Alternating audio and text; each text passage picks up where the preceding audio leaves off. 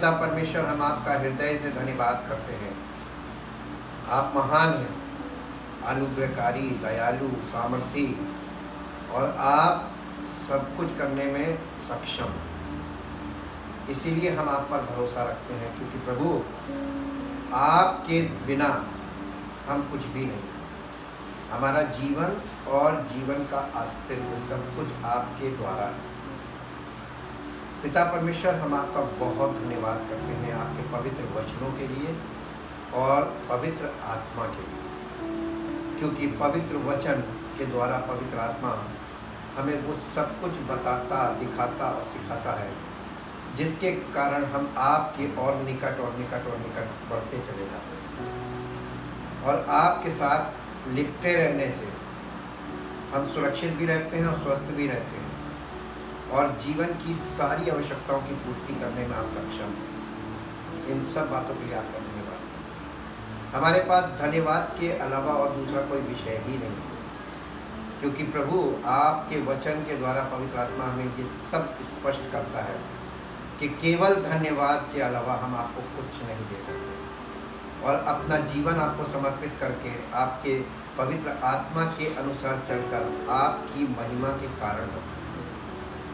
इसलिए प्रभु हम आपका और धन्यवाद करते हैं, चाहते प्रभु हमारा जीवन इस धरती पर आपकी महिमा का कारण बनता जाए, हम और आगे बढ़ें और उन्नति करें आत्मिक जीवन में, और आपकी महिमा हमारे जीवन से प्रकट हो, और पवित्र आत्मा के फलों के द्वारा ये बात सिद्ध हो कि हम आपकी पवित्र आत्मा के द्वारा जीवन जिए, ताकि आपका नाम हो।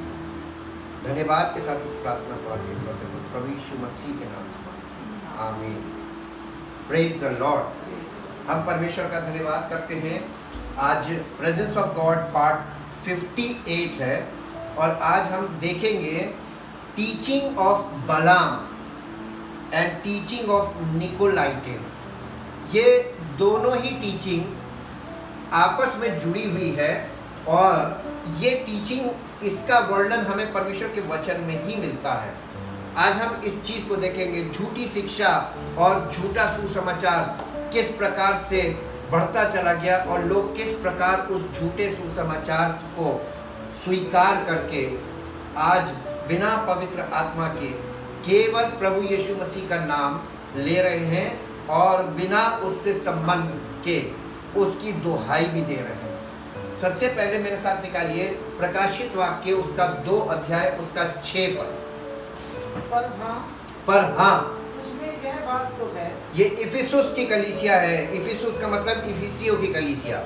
इफिसियों की कलीसिया को प्रभु यीशु मसीह ने जिस प्रकार 7 कलीसियाओं को चिट्ठी लिखी थी प्रकाशित वाक्य में, इसीलिए इफिसुस की कलीसिया यानी इफिसियों की कलीसिया को उसने सबसे पहले जो पत्र लिखा 2 अध्याय में, उसके 6ठे पद में इस प्रकार से यीशु मसीह कह रहे हैं, पर हाँ, तुझमें ये बात तो है कि तू निकोलाइयों के कामों से घृणा करता है, जिनसे मैं भी घृणा करता हूँ। यीशु मसीह को निकोलाइयों से बड़ी घृणा थी। कौन है ये निकोलाई लोग? निकोलाइट्स। ये निकोलाइट्स जो लोग थे, एक व्यक्ति जिसका बाइबल में आपको वर्णन मिलेगा प्रेरितों के काम, उसका 6 अध्याय। देखिए निकोलाइटस है कौन, इनको पहले हम देखते हैं। प्रेरितों के काम 6 अध्याय। कलीसिया की शुरुआत में ही किस प्रकार से ये गड़बड़ियां शुरू हो गई थी, और मनुष्यों के द्वारा ही हुई थी। 6 अध्याय के पहले पद में आप देखेंगे, ऊपर हेडिंग होगी 7 सेवकों का चुना जाना। 7 सेवकों का चुना जाना। जी, अब इसको पढ़िए जरा। उन दिनों में जब चेलों की संख्या बहुत बढ़ने लगी, तब यूनानी भाषा बोलने वाले इब्रानी भाषा बोलने वालों पर कुड़कुड़ाने लगे कि प्रतिदिन की सेवकाई में हमारी विधवाओं की सुधि नहीं ली जाती है। तब उन 12 ने, कौन 12? यीशु मसीह के जो 12 चेले थे, जो 12 प्रेरित थे, उन 12 ने चेलों की मंडली को अपने पास बुलाकर कहा, यह ठीक नहीं ये ठीक नहीं कि हम परमेश्वर का वचन छोड़कर कि हम परमेश्वर का वचन छोड़कर खिलाने पिलाने की सेवा में रहें। पहली चीज तो यहाँ सीखने को ये मिली कि यीशु मसीह के जो चेले थे, उन्होंने ये जो खिलाने पिलाने की परंपरा चल रही थी कलीसिया में, इनके लिए पहले तो उन्होंने कहा कि ये क्या क्या लिखा है, ये हम परमेश्वर का वचन छोड़कर हम परमेश्वर का वचन छोड़कर खिलाने पिलाने की सेवा में रहें। ये उचित नहीं है कि हम परमेश्वर का वचन छोड़कर खिलाने पिलाने की सेवा करने में जुड़ जाएं। जी, इसलिए हे भाइयों, अपने में 7 सुनाम पुरुषों को, अपने में से 7 सुनाम पुरुषों को जो पवित्र आत्मा और बुद्धि से परिपूर्ण हो, जो पवित्र आत्मा और बुद्धि से परिपूर्ण हो, चुन लो कि हम उन्हें इस काम पर ठहरा दें। कि हम उन्हें इस काम पर ठहरा दें। परंतु हम तो प्रार्थना में और वचन की सेवा में लगे रहें। और वचन की सेवा में लगे रहेंगे। अपना स्टैंड उन्होंने क्लियर कर दिया था कि हम ये खिलाने पिलाने की सेवा नहीं करेंगे। सबसे पहली बात जो मैंने यहाँ से ग्रहण की कि उसने हमें किस काम के लिए चुना है, किस उद्देश्य के लिए चुना है। अगर उसने हमें वचन की सेवकाई के लिए चुना है तो हम दूसरा कोई काम करेंगे नहीं, चाहे कुछ हो जाए, चाहे कोई कितना भी विरोध कर ले। जी, आगे। यह बात सारी मंडली को अच्छी लगी। ये बात सारी मंडली को अच्छी लगी और उन्होंने स्तिफनुस नामक एक पुरुष को जो विश्वास और पवित्र आत्मा से परिपूर्ण, जो विश्वास और पवित्र आत्मा से परिपूर्ण था, और फिलिप्पुस और प्रुफुरुस और निकानोर और तीमोन और परमिनास और अंताकियावासी निकुलाउस को जो यहूदी मत में आ गया था, चुन लिया। अब यहाँ पर एक चीज आप बहुत ध्यान दीजिएगा कि इन जो 7 लोग हैं, इन लोगों में से 6 लोग तो इब्रानी लोग थे, यानी यहूदी थे, जो यहूदी से मसीह में आए थे। लेकिन इसमें एक व्यक्ति जो अन्य जाति से यहूदी मत में गया पहले, और यहूदी मत से वो मसीह में आया। इसने कितनी बार चेंज लिया? 2 बार।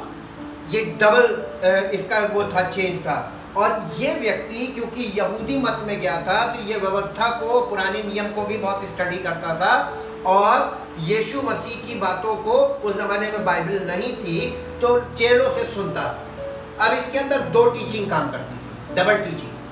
और इसीलिए परमेश्वर की व्यवस्था में लिखा था कि जब तुम खेत में बीज बोना तो 2 प्रकार के बीज एक खेत में मत बोना, वो हाइब्रिड होता है, हाइब्रिड फसल मत पैदा करना। वहाँ पर भी यही लॉजिक छिपी हुई थी कि इसके अंदर 2 टीचिंग काम करती थी, और वो 2 टीचिंग से ये निकोलाइटन, टीचिंग ऑफ निकोलाइटन निकली कि ये निकोलाउस जो था, ये आगे जाकर इसने अपना एक और अलग मत तैयार किया, एक डिनोमिनेशन तैयार किया, और ये उन्हीं मसीही लोगों को जो कलीसिया में आते थे उन्हें अपनी टीचिंग देता था। इसकी टीचिंग क्या थी? अब वापस वहीं पे आ जाइए, प्रकाशित वाक्य में। प्रकाशित वाक्य उसका 2 अध्याय का 6 पद अब इंग्लिश में पढ़िए। Yet you have this in your favor and to your credit you hate the works of the Nicolaitans, you hate the works of Nicolaitan, what they are doing as corrupters of the people. अरे बाप रे, English में क्या लिखा है? ये लोगों को करप्ट बना रहे थे through teaching in the church. कलीसिया में ये काम हो रहा था। जी, which I myself Jesus Christ himself also detest, यानी मैं भी इस बात की पुष्टि करता हूँ। जी, इसमें आगे कोई वर्ड वो दिया हुआ है, रेफरेंस दिया हुआ है? जी, नहीं दिया। इसके बाद आ जाइए प्रकाशित वाक्य के 2 अध्याय के 14 और 15 पद में, हिंदी में, फिर इंग्लिश। और मुझे तेरे विरुद्ध कुछ बातें कहनी। ये दूसरी कलीसिया है। ये दूसरी कलीसिया कौन सी है? नहीं, कलीसिया का नाम देखिए, ऊपर लिखा होगा, पेरगमुन की कलीसिया।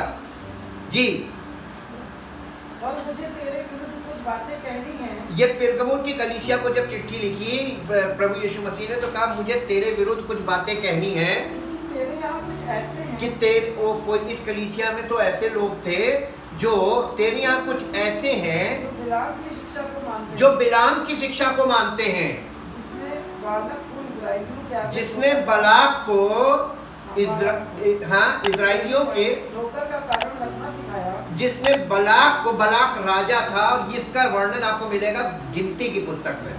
जिसने बलाक को इजराइलियों के आगे ठोकर रखने का कारण सिखाया।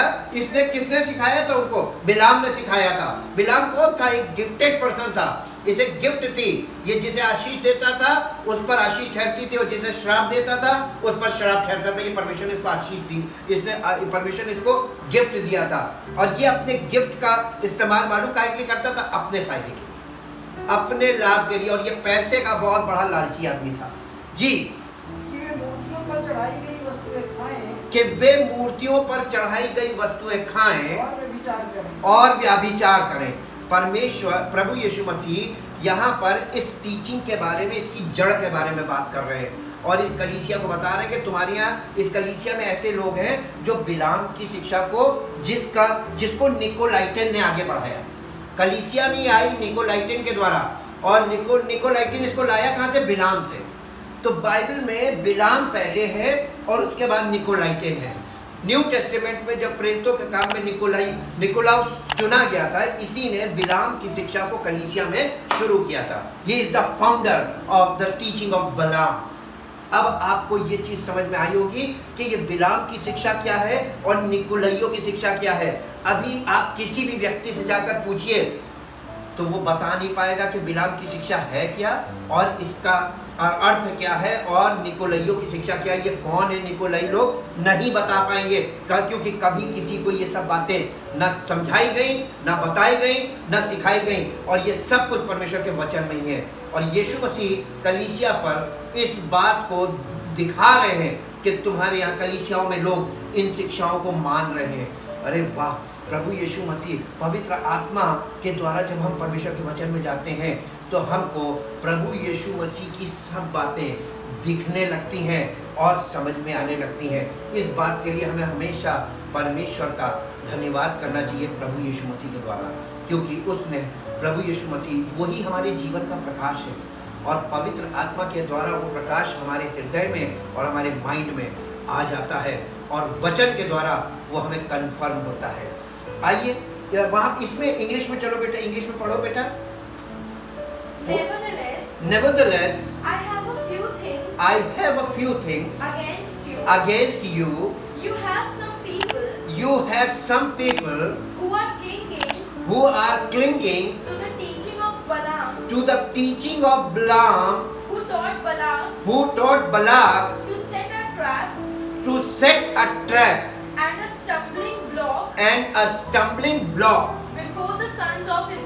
before the sons of Israel. Israel की संतान के आगे ठोकर रखने का जरिया बना था। इसने सिखाया था कि इनको कैसे ठोकर खिलानी है। इसका हम आपको ब्रीफ में ये बता दिया। आप जाकर अपने अपने घरों में बैठकर हिस्ट्री पढ़ लीजिएगा कि बलाक नाम का एक राजा था। जब इजरायली लोगों ने वहाँ पर छावनी डाली तो इसने बिलाम को बुलवाया था, और बिलाम को बुलवा कर बिलाम को इसने इन लोगों ने ऑफर किया था कि हम तुम्हें धन दौलत देंगे और इतना देंगे कि तुमको प्रसन्न कर देंगे, तुम्हें खुश कर देंगे। ये 22 अध्याय से आपको मिलेगा, गिनती की पुस्तक के 22 अध्याय में, और वहाँ पर आपको इसका पूरा वर्णन मिलेगा डिटेल में।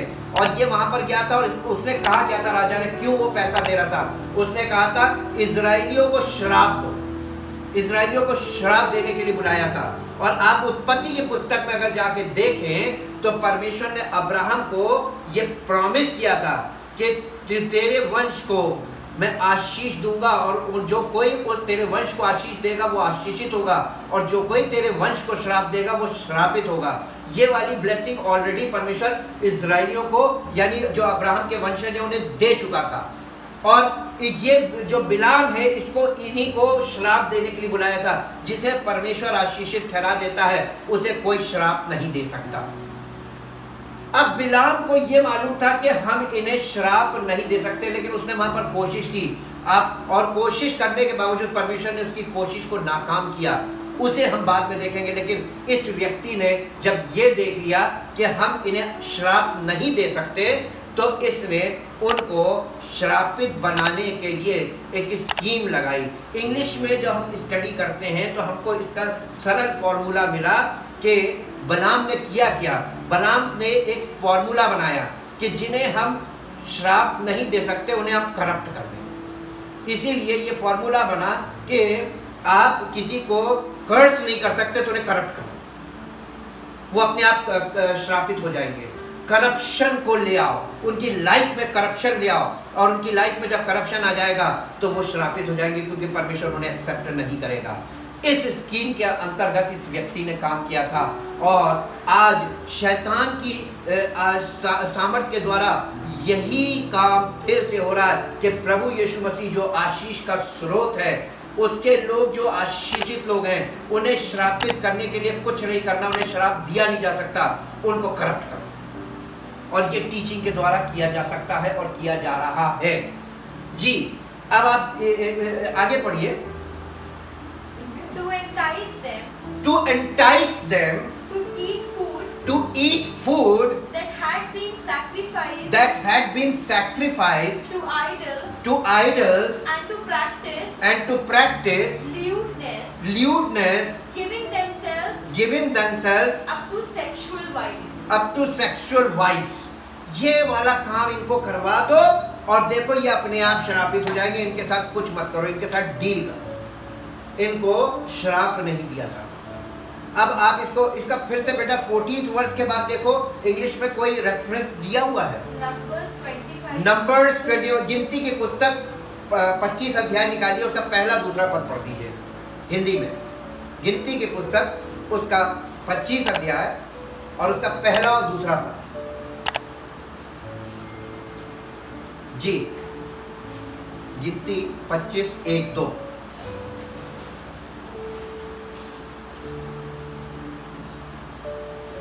यस, हाँ, पहला दूसरा पद। इस्राएली शित्तीम में रहते थे, इस्राएली शित्तीम में रहते थे, और वे लोग मुआबी लड़कियों के संग कुकर्म करने लगे। और वे लोग मुआबी लड़कियों के संग कुकर्म करने लगे।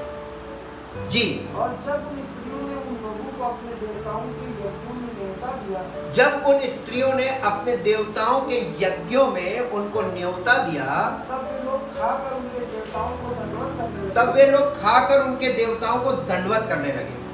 जो इस्राएली बालपोर देवता को पूजने लगे। जो इस्राएली बालपोर देवता को पूजने लगे। ये इस तरीके से हुआ। किस तरीके से स्टेप डाउन करवाया है, उनको स्त्रियों से एंटाइस करवाया।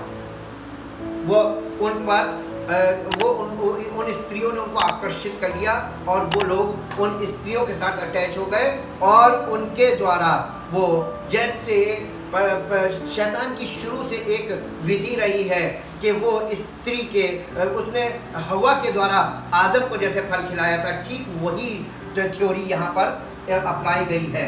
किस प्रकार से सही लोगों को किस प्रकार से गिरने का, ठोकर का कारण बना दिया, और ठोकर खा गई है, गिर गए, और परमेश्वर की दृष्टि में वहाँ पर परमेश्वर से नाराज हो गया था बहुत।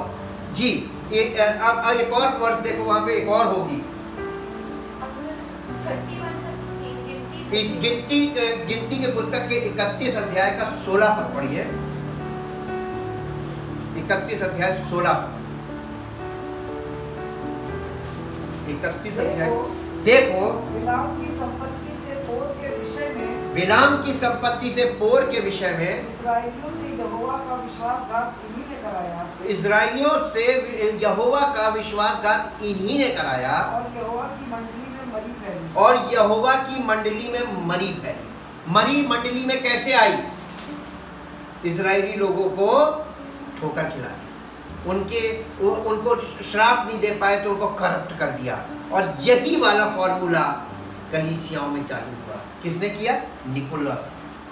निकोलाउस ने किया। उसकी टीचिंग को, ही is the founder of the teaching of Balaam in the new testament. और ये टीचिंग ऑफ निकोलाइटन कहलाया। बेटा प्रकाशित वाक्य 2 अध्याय का 6 पद इंग्लिश में पढ़ दो। Yet you have this Yet you have this in your favor, in your favor, and to your credit, and to your credit, you hate the works of the Nicolaitans. you hate the works of the Nicolaitans, What they are doing what they are doing as corrupters of the people. as corrupters of the people। देखिए यहाँ पर वही बात बोला जा रहा है कि कलीसिया में ये जो corrupters of the people हैं, ये false teachers हैं जो गलत शिक्षा दी। ये गलत शिक्षा थी क्या? अब हम इसके थोड़ा सा और आगे बढ़ेंगे। आप मेरे साथ निकाल सकते हैं, कोई मेरे लिए पढ़ दे, 2 पत्रस उसका 2 अध्याय उसका 14 से 16 पद तक पढ़िए। 2 पत्रस उसका 2 अध्याय और 14 पद से पढ़िए।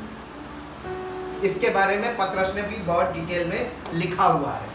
2:14 जी, 2 पत्रस 2:14। उनकी आंखों में व्यभिचार बसा उनकी आंखों में व्याभिचार। देखिए वो उन्होंने बलाम ने क्या किया था? उनको राजा से कहा था इनके सामने अपने यहाँ की लड़कियों को छोड़ दो, मोआब की लड़कियों को, और मोआबी लड़कियों को छोड़ा, बहुत सुंदर थी, और ये लोग उन लड़कियों के जाल में फंस गए और उनके द्वारा उन्होंने इनको अपने देवताओं के यज्ञों में बुलाया और ये वहां पर खाकर और उनके देवताओं को दंडवत करने लगे थे। तो पहला काम था कि व्याभिचार कराया, उसके बाद फॉल्स वर्शिप कराई। जी, और वे पाप किए बिना रुक नहीं सकते। उनकी आंखों में व्याभिचार है और वे पाप किए बिना रुक नहीं सकती। वे जी। चंचल मन वालों को फुसला देते हैं। ये लोगों की एक ये शिकार किसको बनाते हैं? चंचल मन वालों को फुसला लेते हैं। और आज के जमाने में बताइए कौन यानी स्थिर मन वाला है? जितने फिजिकल लोग हैं सब चंचल मन है। फिजिकल आदमी चंचल होता है। चंचल का मतलब होता है अनस्टेबल। और हमने जैसे पढ़ा था कि अनपढ़ और चंचल लोग पवित्र शास्त्र के बातों को तोड़ मरोड़ देते हैं, ट्विस्ट कर देते हैं। ये चंचल मन वालों को ट्विस्ट करके वचन सुनाते हैं और उन्हें लुभा कर अपने पास ले आते हैं। जी, वे चंचल मन वालों को फुसला लेते हैं, सिड्यूस कर देते हैं। जी, उनके मन को लोभ करने का अभ्यास हो गया। उनके मन को लोभ करने का अभ्यास। लोभ का मतलब क्या होता है?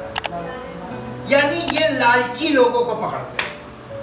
ये खुद भी लालची होते हैं और ये लालची लोगों को पकड़ लेते हैं और इन्हें मालूम है कि ये व्यक्ति लालची, और लालची व्यक्ति इनके फायदे का होता है। लालची आदमी को आप लालच दे दो कि आप ये दोगे तो तुम्हें इतना मिलेगा, फौरन दे देगा। लालची आदमी को फुसलाना, उसको पटाना बहुत आसान है लालच देकर। जी, जितनी ठगी के काम होते हैं सब कैसे होते हैं? सारी स्कीमों में कि तुम इतना दे दो, तुम्हें इतने बदले में इतना मिलेगा, तुरंत आपको पैसा मिल जाएगा। मिलेगा तो वो जिसको मिलेगा ले पाओ तो ले, मिलता किसी को कुछ नहीं। ये लालची हैं और इनके मन को लोभ करने का अभ्यास हो गया। इन्होंने बड़ी प्रैक्टिस कर ली इसकी। जी, वे संताप की संतान। वे संताप की संतान है। वे सीधे मार्ग को छोड़कर भटक गए हैं। वे सीधे मार्ग को छोड़कर भटक गए हैं। और बओर के पुत्र बिलाम की बिलाम के मार्ग पर हो गए। ये कौन सा मार्ग है? जब मैंने आपसे सत्य के मार्ग की बात की थी कल, आज देखिए कलीसिया किस मार्ग पे जा रही है। वो बओर के पुत्र बिलाम के मार्ग पर भटक गए हैं। अरे बाप रे, इस मार्ग में कैसे भटक गए? लालच, लालची। और हमने आपको शुरू से बताया है कलीसिया के लोगों को कि लालची को परमेश्वर से कुछ नहीं मिलेगा। लालची के लिए तो ट्रैप लगाया उसने। झूठी शिक्षा किसके लिए ट्रैप है? लालची के लिए। परमेश्वर आपको चेक करेगा कि आप किसकी बात पर विश्वास कर रहे हो और किस बात पर विश्वास कर रहे हो। अगर आप परमेश्वर के वचन पर विश्वास करोगे तब परमेश्वर आपको एक्सेप्ट करेगा, और अगर आप झूठी बातों पर विश्वास करोगे तो अब वो छटनी अपने आप हो जाती है। कटनी और छटनी साथ साथ चलती है। जी, जिसने अधर्म की मजदूरी को प्रिय जाना। ये बओर के पुत्र बिलाम ने इसके बारे में लिखा, जिसने अधर्म की मजदूरी को प्रिय जाना और उसके अपराध के विषय में उल्हाना दिया गया। और उसके अपराध के विषय में उल्हाना दिया गया। यहाँ तक कि अबोल गदही ने मनुष्य की बोली से यहाँ तक कि अबोल गधी ने मनुष्य की बोली से उस भविष्यवक्ता को उसके बावलेपन से रोका। उस भविष्यवक्ता को उसके बावलेपन से रोका था। किसने रोका था? उसकी गधी, जिस गधी पे वो सवारी कर रहा था, उस गधी ने मनुष्य की बोली में उससे बात की थी किसने मनुष्य की बोली बुलवा दी थी? गधी से। इसका मतलब परमेश्वर उसका विरोध कर रहा था, गधी देख रही थी, वो नहीं देख पा रहा था। आप देखिए, एक भविष्यवक्ता अंधा हो सकता है, एक जानवर की आंखें खोल देता परमेश्वर, और उस जानवर के द्वारा उस इंसान को, और वो भी भविष्यवक्ता को, परमेश्वर उससे बात कर रहा है। एक गधी के द्वारा परमेश्वर उससे बातें कर रहा था मनुष्य की बोली में। क्या ये आश्चर्यकर नहीं था? कौन रोक रहा था उसको? लेकिन ये फिर भी नहीं रुका। परमेश्वर ने इसको कहा, ठीक तू जा, अब देख मैं क्या करता हूं, मैं तेरी गिफ्ट को सीज कर दूंगा। पर बहुत लोग आज वरदान के पीछे में पागल हुए पड़े हैं। वरदान किसी को अब मिलेगा नहीं, क्योंकि वरदान मिल गया। सारे वरदानों की जड़ प्रभु यीशु मसीह के पास है। He is the whole soul in charge of every spiritual gift. अब वो किसी को वही नहीं दे देगा। वो जिसको सही समझेगा, वफादार समझेगा और सही उचित समझेगा, उसी को देगा। और इसलिए आज आपको गिफ्ट्स ऑपरेट होती हुई दिख नहीं रही है, क्योंकि गिफ्ट्स गलत लोगों के द्वारा कभी भी काम नहीं कर सकते। परमेश्वर आत्मिक वरदानों का दाता भी है और उसका इंचार्ज भी है। जब आप पहला कुरिन्थियों 12 अध्याय में जाएंगे तो वहाँ पर लिखा है कि वही एक आत्मा सब कुछ करवाता है, और जिसे जो चाहता है उसको वो वरदान देता है। वो पवित्र आत्मा के हाथ में है, किसको वरदान देना है, नहीं देना है, कौन सा वरदान देना है, कौन सा नहीं देना है, ये सारा काम इसका इंचार्ज होली स्पिरिट है। हालेलुया। आप होली स्पिरिट मांगेंगे, आपको मांगने से नहीं मिलेगी जब तक कि आप प्रभु यीशु मसीह के उस बलिदान को अपने जीवन में स्वीकार नहीं करेंगे, जो जिसके लिए वो मरा था। वो अपने पापों के लिए नहीं, वो हमारे और आपके पापों के लिए मरा था। और यदि हम उसके साथ उस मृत्यु में सहभागी नहीं होंगे, तब तक हम उसके पुनरुत्थान के भी सहभागी नहीं होंगे, और जब तक हमें पवित्र आत्मा भी नहीं मिलेगा। पवित्र आत्मा परमेश्वर ने देने के लिए एक ही तरीका रखा है, प्रभु यीशु मसीह के बलिदान को अपने जीवन में स्वीकार करो कि तुम उसके वो तुम्हारे पापों के लिए मरा, तो इसलिए तुम अब पापों के लिए मर जाओ, और पवित्र आत्मा तुमको दिया जाता ताकि तुम उसके लिए जीवन जियो जो तुम्हारे लिए मरा और जी उठा। ये है सुसमाचार जी। अब इसको इंग्लिश में पढ़ो बेटा। 2 Peter. They have eyes full of harlotry, full of harlotry, insatiable for sin. Insatiable for sin. They beguile and bait, and lure away unstable souls. Unstable souls, यहाँ पर souls वर्ड यूज किया है, यानी ऐसे प्राणियों को पकड़ता है जो अनस्टेबल, जिनका प्राण जो है वो अनस्टेबल होता है। वो उनका प्राण वो बहुत वैसे टाइप के होते हैं, जल्दी से जोश आ जाना और जल्दी से खुश हो जाना, जल्दी से जोश आ जाना, जल्दी से खुश हो जाना जी।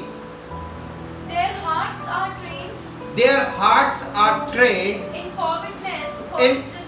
covetousness, यानी लालच करने का आदि हो गया, लोभ के जी। Lust, greed. They are children of a curse. They are children of a curse. Exposed to cursing. Exposed to cursing. Forsaking the straight road. Forsaking the straight road. They have gone astray. They have gone astray. They have followed the way of Balaam. They have followed the way of Balaam, the son of Beor. The son of Beor. Who loved the reward of wickedness. Who loved the reward of wickedness. But he was rebuked. But he was rebuked for his own transgression. For his own transgression. When a dumb beast of burden. When a dumb beast of burden spoke with human voice. Spoke with human voice. And checked the prophet's madness. And checked the prophet's madness. एक जगह और चलिए, आपको मिलेगा इसी के बारे में। वो आपको मिलेगा यहूदा की पत्री, जो प्रकाशित वाक्य से ठीक पहले है। यहूदा की पत्री, उसमें एक ही अध्याय है, उसके 11 पद से पढ़िए। 11 पद से। उन पर हाय क्योंकि वे कैन की सी चाल चले और मजदूरी के लिए बिलाम के समान भ्रष्ट हो गए हैं। काहे के लिए? मजदूरी का मतलब पैसे के लिए, कमाने के लिए, इनकम के लिए जी। और कोरह के समान विरोध करके नष्ट हुए हैं। और कोरह के समान विरोध करके नष्ट हुए हैं। ये तुम्हारी प्रेम सभाओं में, ये तुम्हारी, कहाँ ये मिलते हैं, इनका जगह बताई जा रही है, कहाँ मिलेंगे? ये तुम्हारी प्रेम सभाओं में, तुम्हारे साथ खाते पीते, तुम्हारे साथ खाते पीते, समुद्र में छिपी हुई चट्टान सरीखे हैं। समुद्र में छिपी हुई चट्टान के सरीखे हैं, जो समुद्र में दिखाई कभी नहीं देती लेकिन होती है। जी, वे बेधड़क अपना ही पेट ये बेधड़क अपना ही पेट भरने वाले रखवाले हैं। वे निर्जल बादल हैं, वे निर्जल बादल हैं, जिन्हें हवा उड़ा ले जाती है। ये बादल तो हैं, क्योंकि बाइबल में लिखा गवाहों का ऐसा बड़ा बादल तुम्हें घेरे हुए, तो ये भी बादल है। लेकिन बादल भी दो प्रकार के हैं, एक जल से भरे हुए और एक निर्जल। तो सच्चे मसीही जल से भरे बादल हैं और झूठे निर्जल बादल हैं। जी, जिन्हें हवा उड़ा ले जाती है।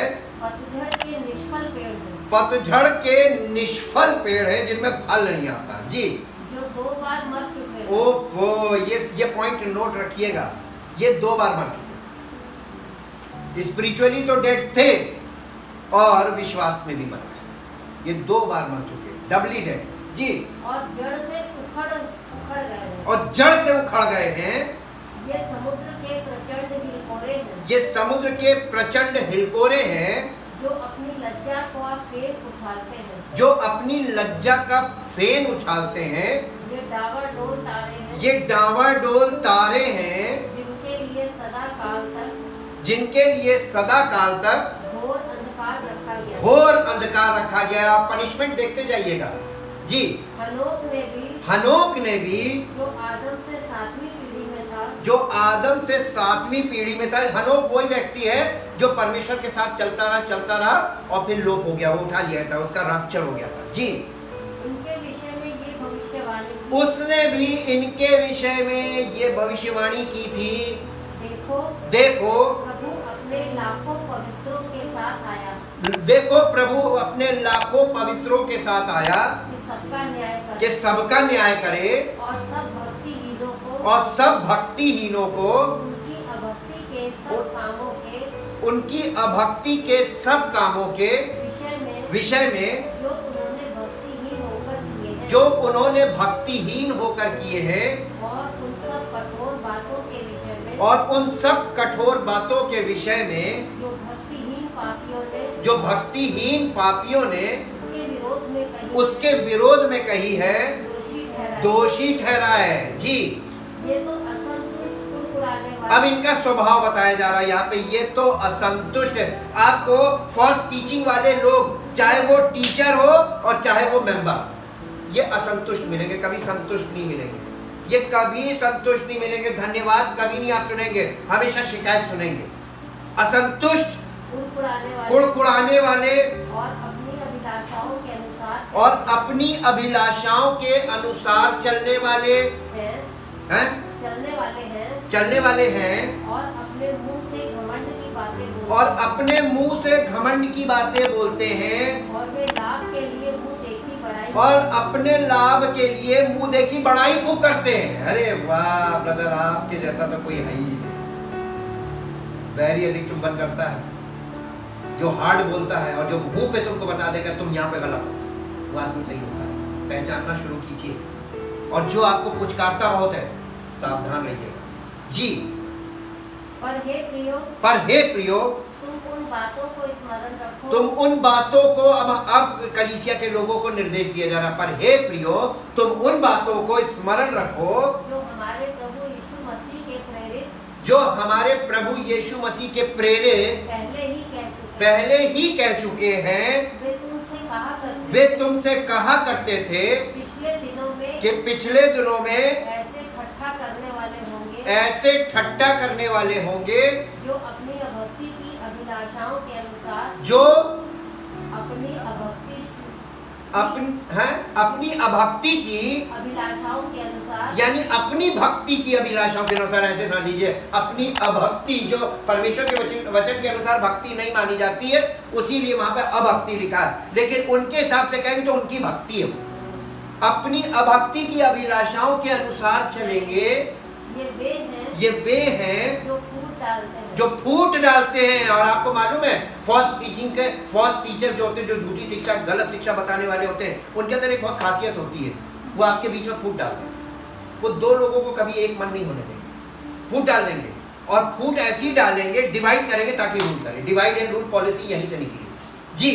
ये शारीरिक लोग हैं, ये शारीरिक लोग हैं जिनमें आत्मा नहीं है। पर हे प्रियो, तुम अपने अति पवित्र विश्वास में उन्नति करते हुए, पर हे प्रियो तुम अपने अति पवित्र विश्वास में उन्नति करते हुए और पवित्र आत्मा में प्रार्थना करते हुए, और पवित्र आत्मा में प्रार्थना करते हुए अपने आप को परमेश्वर के प्रेम में बनाए रखो। परमेश्वर के प्रेम में बनाए रखो। ये रिस्पॉन्सिबिलिटी सही लोगों की है, सच्चे मसीही लोगों की यही जिम्मेदारी है। ये उनकी खुद की जिम्मेदारी है, क्योंकि ये फूट डालने में कोई कसर नहीं छोड़ेंगे और आपको मजबूर करेंगे कि आप अपने आप का करप्शन आपके अंदर से निकलने लगे, आपका स्वभाव बिगड़ जाए, आप झगड़ा करने लगे, आप गलत व्यवहार करने लगे, और इतना आपको क्रोध भी दिलाएंगे, इतना आपको उकसाएंगे कि आप किसी तरीके से गलत हरकत करें ताकि परमेश्वर आपको अपने राज्य में प्रवेश ना करने दे। आपको रोकने का बड़ा प्रयास करेंगे। स्टम्बलिंग ब्लॉक यानी ठोकर की चट्टान आपके सामने ठोकर रखी जाएगी ताकि ठोकर खाओ और वापस हो जाओ। ये नेचर दिया गया। अब इसको इंग्लिश में पढ़ेंगे। जूड Who to them? हैं? Who to them? Woe to them, For they have run for they have run righteously righteously in the way of Cain. in the way of Cain. Cain. Ji, And have abandoned themselves and have abandoned themselves for the sake of gain. for the sake of gain. It offers them, It offers them following the error of Balaam, following the error of Balaam, and have perished in and has perished in rebellion like that of Korah. like that of Korah. Ji, These are hidden reefs, these are hidden reefs, elements of danger in in your love fests, your love fest, where they boldly feast sumptuously carousing together in your midst without scruples, providing for themselves alone. alone. They are clouds They are clouds without water, swept along swept alone by the winds, by the winds, trees without fruit at the late autumn, gathering time, twice twice doubly dead, lifeless lifeless and plucked up by the roots. जड़ से उखाड़े गए। जी, Wild waves of the sea, wild waves of the sea, flinging up the foam flinging up the foam of their own shame of their own shame and disgrace, and disgrace, wandering stars, wandering stars, for whom the gloom of eternal darkness has been reserved forever. Ji, because of these people, it was of these people, moreover, that Enoch, in in the seventh generation of Adam, prophesied that he said, behold, the Lord comes with his his myriads of holy ones, 10,000 of his saints, 10,000 of his saints, to execute judgment upon all, and to convict all the empires, unholy ones, of their ungodly deeds, for their ungodly deeds which they have committed in such an ungodly way, and of all the severe, abusive, abusive, jarring things things which ungodly sinners which ungodly sinners have spoken against have him. spoken against him.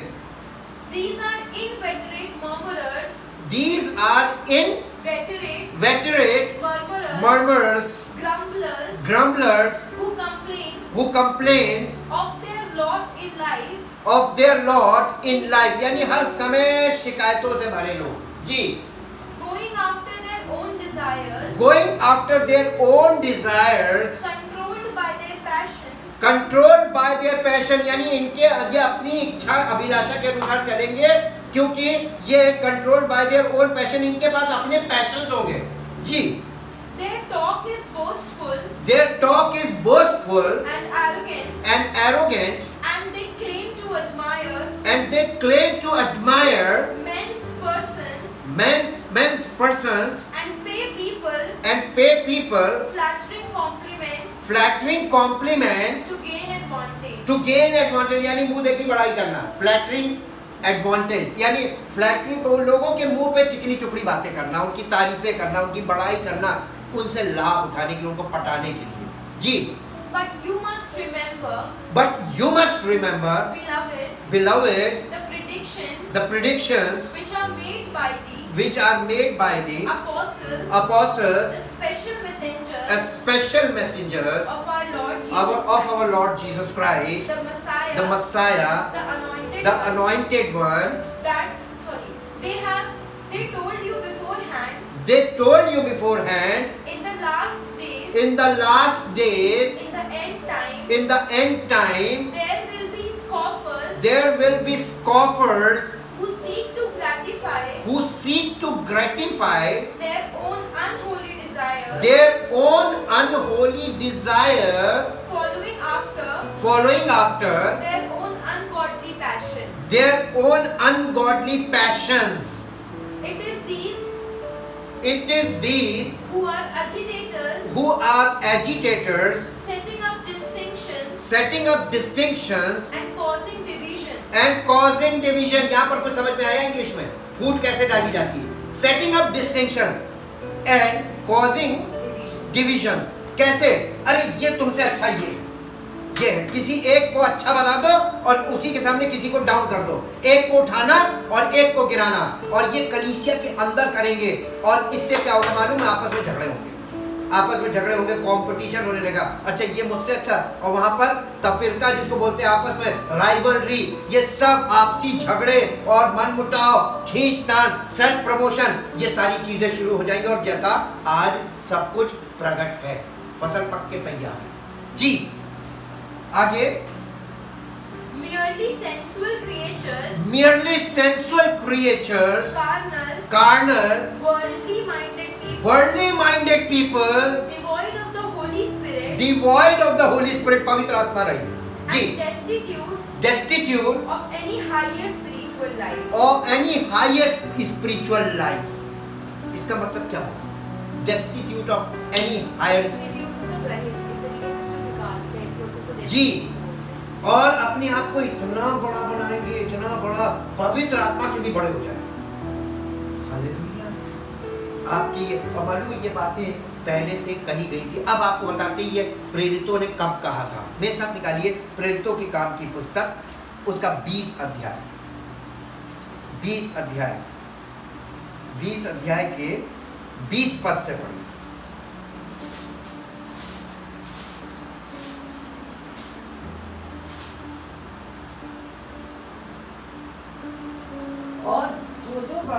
और जो बातें तुम्हारे लाभ की थी, जो बातें तुम्हारे लाभ की थी, पौलुस प्रेरित है, उनको बताने और लोगों के सामने और घर घर सिखाने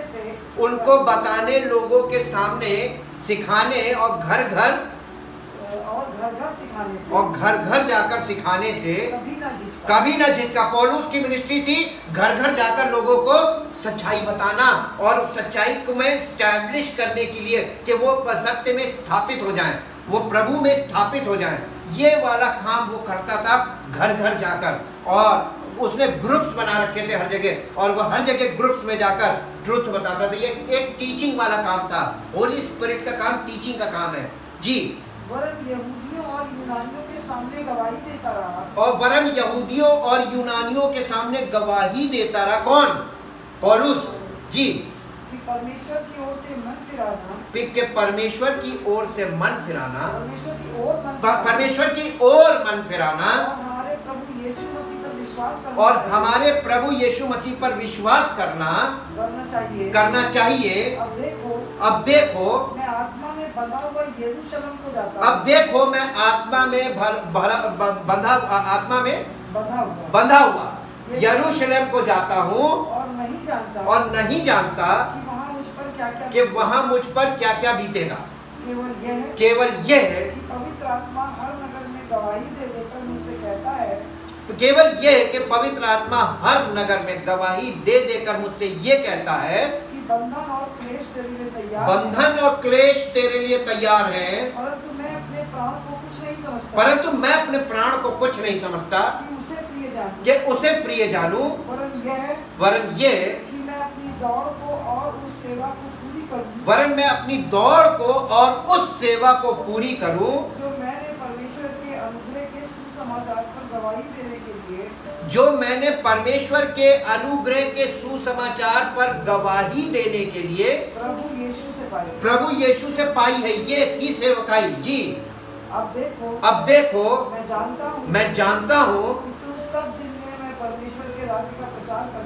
तुम सब जिनमें मैं परमेश्वर के राज्य का सुसमाचार प्रचार करता फिरा मेरा मुंह फिर ना देखोगे। इसलिए मैं आज के दिन तुमसे गवाही देकर कहता हूँ इसलिए मैं आज के दिन तुमसे गवाही देकर कहता हूँ कि मैं सबके लहू से निर्दोष हूँ। कि मैं सबके लहू से निर्दोष हूँ। मालूम क्यों? इसने सबको सत्य ही बताया और जितने लोग इसके संपर्क में आए सबको सत्य बताया।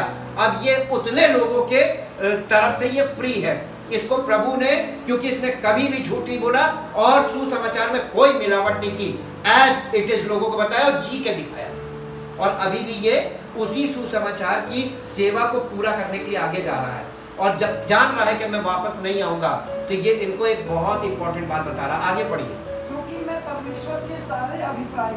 क्योंकि मैं परमेश्वर के सारे अभिप्राय को तुम्हें पूरी रीति से बताने में ना झिझका, इसलिए अपनी और पूरे झुंड की चौकसी करो जिसमें पवित्र आत्मा ने तुम्हें अध्यक्ष ठहराया है कि तुम परमेश्वर की कलीसिया की रखवाली करो। देखिए सेवक को आज कलीसिया में सेवक सोच रहे हैं कि उन्होंने कलीसिया बनाई है, वो कलीसियाएं बनाने में लगे हुए हैं, जबकि प्रभु यीशु मसीह की कलीसिया कोई नहीं बना सकता। यीशु मसीह ने कहा था I will build my church. यीशु मसीह अपनी कलीसिया बना रहा है, उसने अपने लहू से कलीसिया के लोगों को खरीदा है। हम सेवक का काम केवल इतना है, कलीसिया की रखवाली। और रखवाली का मतलब क्या है? उनको सच्चाई बताकर सत्य का बाड़ा उनके चारों ओर रहे, वो सच्चाई में बने रहे, बल्कि झूठी शिक्षा में जब वो बने रहे, झूठी शिक्षा का बाड़ा, ये मालूम है बालू पे घर बनाने के समान है झूठी शिक्षा। ये तूफान आया और सब ढह गया। और वो सच्चाई का बाड़ा मालूम क्या करता? सुरक्षा करता है। मैं बताने से ना झिझका, मैं जानता हूँ कि मेरे जाने के बाद फाड़ने वाले भेड़िए तुम में आएंगे। भेड़िया किसको दिखाते हैं? यीशु मसीह ने कहा था मैं तुमको भेड़ियों के बीच में, भेड़ों के बीच में भेज रहा हूँ, जो भेड़ियों के बीच में भेज रहा हूँ, जो भेड़ों के भेष में तुम्हें मिलेगा। ये भेड़िए किस भेष में मिलेगा आपको? भेड़ों के भेष में। यीशु मसीह ने अपने चेलों को शुरू में बताया था। पौलुस अब उसी बात को क्लाइमेक्स पे लाके बता रहा है कि मेरे जाने के बाद तुम में यानी कलीसिया में फाड़ खाने वाले भेड़िए आएंगे। और मालूम क्या करेंगे? आगे पढ़िए। जो झुंड को ना छोड़ेंगे तुम्हारे ही बीच में से ऐसे मनुष्य उठेंगे जो चेलों को यानी चुने हुए को भी अपने पीछे खींच लेने के लिए टेढ़ी मेढ़ी बातें कहेंगे। इसलिए जागते रहो का मतलब जागरूक रहो, स्पिरिचुअली जागते रहो, वचन में ध्यान लगाओ वहां, ताकि तुम सत्य में भटक न जाना। एक वर्ष के द्वारा भी कोई व्यक्ति तुमको भटका सकता है, और अगर तुम्हें पूरा उसका कुल टोटल नहीं मालूम है, वचन का निचोड़ नहीं मालूम है, उसका पूरे वचन का निचोड़ मालूम क्या है? प्रभु यीशु मसीह। प्रभु यीशु मसीह तुम्हारी नज़र से बिल्कुल ना हटने पाए। उसकी मृत्यु, उसका गाड़ा जाना, उसका पुनरुत्थान और पवित्र आत्मा का उंडेला जाना, ये बातों को हमेशा याद रखना। यही मेन पिक्चर है, इसी दायरे में बने रहना और बिना इसके किसी को उद्धार मिलेगा नहीं। वो तुमको कैसी कैसी बातें सिखाएंगे, उद्धार, झूठा सुसमाचार आपको उद्धार नहीं देगा। सुसमाचार केवल एक ही है और सुसमाचार प्रकाशन है। आपको वो प्रकाशन दिखना चाहिए और जब आपको वो दर्शन दिखता, प्रकाशन को ही दर्शन बोलते हैं, प्रभु का दर्शन आपको मिलना अवश्य है और जब वो दर्शन मिलेगा तब आप भटकेंगे। Thank you, thank you, thank you Lord. परम पिता परमेश्वर, हम आपका दिल से धन्यवाद करते हैं आपके महान प्रेम और उस अनुग्रह के लिए जिसके द्वारा आपने हमें छुड़ाया है, पापों से छुड़ाया है और हमको अपने प्रिय पुत्र के राज्य में प्रवेश करने के लिए पवित्र आत्मा दिया है, ताकि हे पिता परमेश्वर, पवित्र आत्मा के द्वारा हम उस राज्य में प्रवेश करें जो आपने हमारे लिए तैयार किया है और हमारा जीवन आपकी महिमा का कारण है। और प्रभु, हम शैतान के साम्राज्य से छूटकर आपके प्रिय पुत्र के राज्य में प्रवेश करके आपकी महिमा का कारण बने और सारा आदर सारी महिमा आपको। इस प्रार्थना को आपके इकलौते पुत्र प्रभु यीशु मसीह के नाम से प्रेज द लॉर्ड। परमेश्वर आपको आशीष